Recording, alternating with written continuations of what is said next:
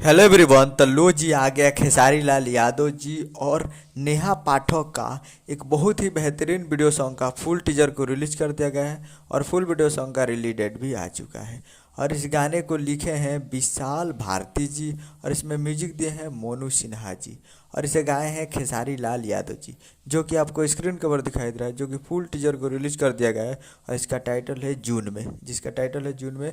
और वीडियो में खेसारी लाल यादव जी और नेहा पाठक जी फिट में है, नेहा पाठक जी। और ये फुल टीजर को रिलीज कर दिया गया है और काफ़ी बेहतरीन टीजर है। और ये वीडियो डायरेक्टर है आशीष सत्यार्थी जी, इसका वीडियो डायरेक्टर है आशीष सत्यार्थी जी। और ये आज शाम को फुल टीजर को रिलीज कर दिया गया है और कल सुबह में तैयार रहेगा। 30 तारीख को सुबह में रिलीजिंग ऑन टुमारो में आपको दिखेगा ये सॉन्ग। तो आप लोग कल सुबह में तैयार रहेगा टी सीरीज हमारे भोजपुरी यूट्यूब चैनल पे।